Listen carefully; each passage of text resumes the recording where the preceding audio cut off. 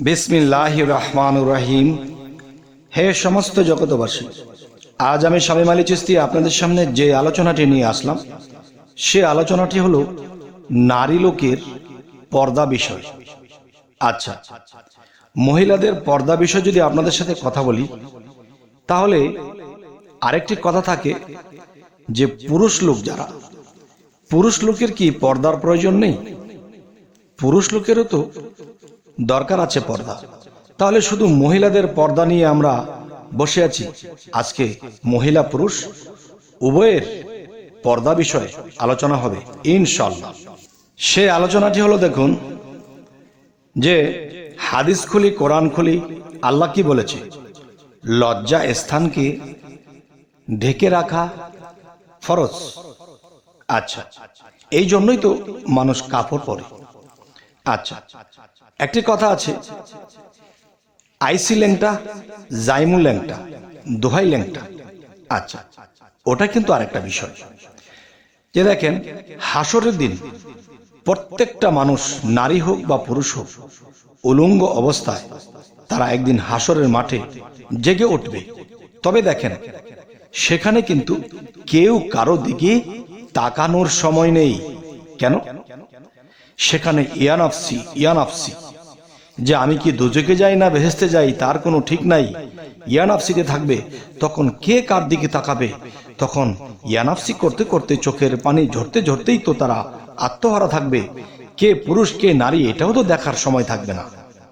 আচ্ছা, তবে দুনিয়াতে চলাকালীন যে বিষয়গুলো, যে পর্দা, আসল পর্দা কি, সেই পর্দাগুলো তুলে ধরা হবে, এবং নকল পর্দা কি সেটাও কিন্তু আপনারাই বলবেন।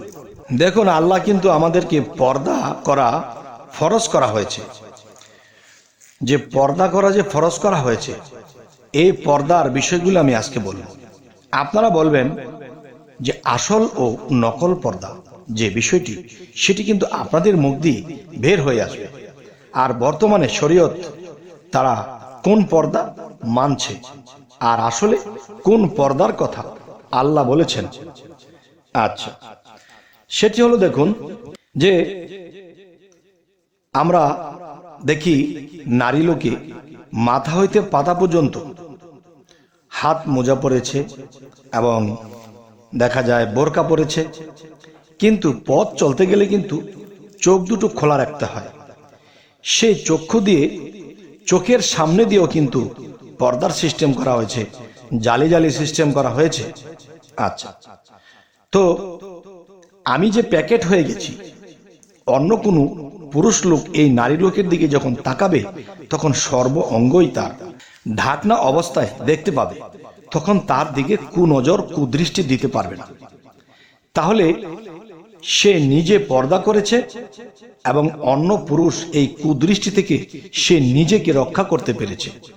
কিন্তু কারো যদি মনের পর্দা, চোখের পর্দা, কানের পর্দা, জ্ঞানের পর্দা যদি না থাকে, তাহলে সে তার কান দিয়ে কিন্তু সবকিছু শুনতে পাচ্ছে, আ কথা কু কথা শুনতে পাচ্ছে, আর সেটা শ্রবণ করছে, কিন্তু তার উপরে পর্দা আছে।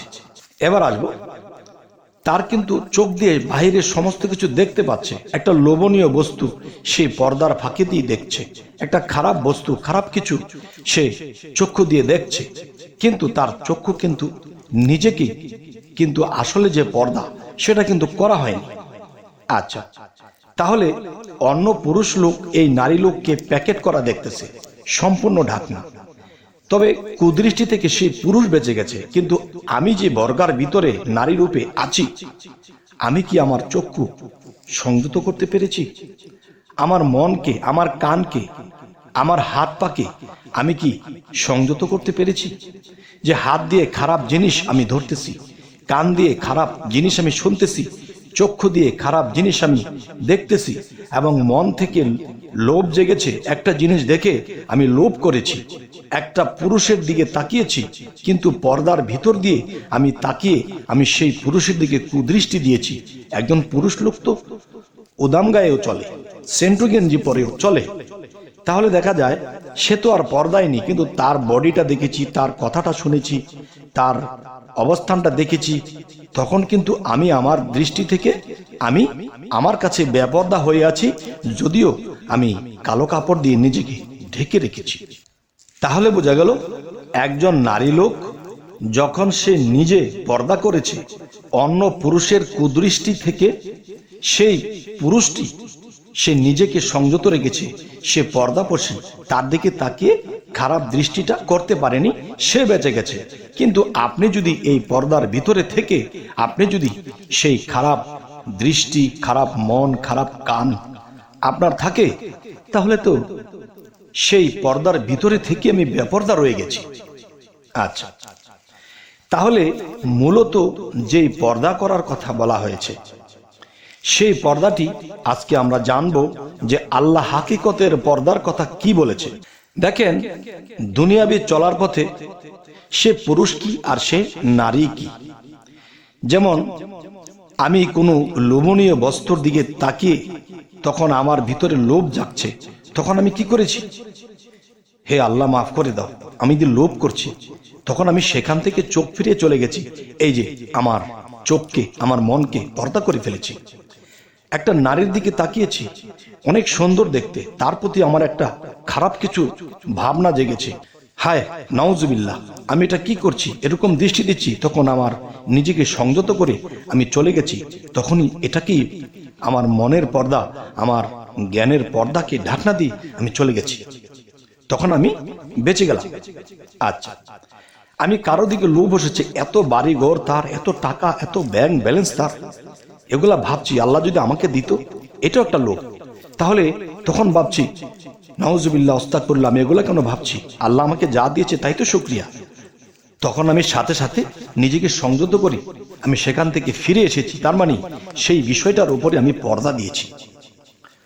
এরপরে আমি কোনো কার্যক্ষেত্রে দেখতেছি অনেকে অনেক বেশি বেশি টাকা ইনকাম করতেছে, বেশি বেশি ইনকাম করে তারা ধনী হয়ে যাচ্ছে, তখন আমিও তো একই কাজ করি, আমি কেন পারছি না? না, এই পাল্লা দেওয়া যাবে না। যদি পাল্লা দেই তাহলে আমার ভিতরে লোভ জেগেছে। আল্লাহ যখন যা দেয় আমার কাজ আমি করি, আল্লাহ হক হালাল ভাবে আমাদেরকে যা দেয় তাই, এটা যখন ভাববো আর আল্লাহর কাছে ক্ষমা চাইবো, তওবা করব যে হে আল্লাহ, এই লোভ আমার জেগেছে, আমি সেই লোভ থেকে তুমি আমাকে বাঁচিয়ে রাখো, তুমি যা দাও তাই। হাদিস শরীফে আছে, তুমি হাত পর্দা করো, তোমার চক্ষু পর্দা করো, তোমার মন পর্দা করো, তোমার কান পর্দা করো, তোমার পা পর্দা করো, তোমার নফস তুমি পর্দা করো। নফসকে পর্দা করব কিভাবে? যে আমি যখন কুদৃষ্টি করব, খারাপ কিছু দেখব, তখন আমার নফসের পর্দা ছুটে যাবে, আর সেটাকে সংযত করতে আমার দৃষ্টি বন্ধ করতে হবে। এখন আমি বোরকার ভিতরে থেকে আমি যদি কুদৃষ্টি করি, তাহলে আমার ভিতরে থেকেই তো আমি নিজেই বেপর্দা হয়ে আছি। কিন্তু আমাকে দেখে আরেকজন পুরুষ লোক সে নিজেকে সংযত করেছে, যে পর্দার ভিতর দিয়ে সে অন্য কোনো দৃষ্টি হয়নি। তাহলে আমার পর্দা দেখে অন্য কেউ সংযত হয়েছে, কিন্তু আমি নিজে সংযত হয়নি। তাহলে এই পর্দার কথা আল্লাহ বলেনি যে আমার পর্দা দেখে অন্য কেউ সংযত হবে এবং আমি নিজে সংযত হব। তাহলে আজকের মূলত পর্দাটা কি বোঝানো গেল? যে আমি হাত দ্বারা কারো লোভনীয় বস্তু আমি ধরবো না, বা কারো মাল আমি ধরবো না, এই হাতে আমি কিছু না বলে আনবো না, হাতকে পর্দা করা হলো। এবং মুখ দিয়ে আমি খারাপ ভাষা বলবো না, আল্লাহর নামে থাকবো, আল্লাহকে ডাকবো। আর খারাপ ভাষাকে বলা থেকে যখন আমি নিজেকে সংযত করবো, তখন আমার মুখের পর্দা হয়ে গেল। চোখ দিয়ে কুদৃষ্টি না করে যখন আমি মাটির দিকে তাকিয়ে আল্লাহর জিকিরে থাকবো, তখনই আমার চক্ষু পর্দা হয়ে গেল। আমি কান দিয়ে আকথা কুকথা শুনবো না, আমার কানকে আমি পর্দা করেছি, ভালোটা শুনি, খারাপটা শুনি না। তাহলে এটাই হলো কানের পর্দা। নাক দিয়ে আমি এমন শ্বাস নিয়েছি, কার বাড়িতে জানি খুব সুস্বাদু জিনিস পাকাচ্ছে, যদি পাইতাম তাহলে খাইতাম। তাহলে এটাও কিন্তু করা যাবে না। আর যদি করি তাহলে আমার নাকের পর্দা হলো না। আমার জ্ঞানকে পর্দা করতে হবে। আল্লাহ আমাকে জ্ঞান দিয়েছে, এই জ্ঞান খাটিয়ে একটা এমন পলিটিক্সে কথা বলেছি, আরেকজনকে ঠকিয়ে আমি কিছু নিয়েছি, তাহলে এই জ্ঞানকে খারাপ পথে লাগানো যাবে না।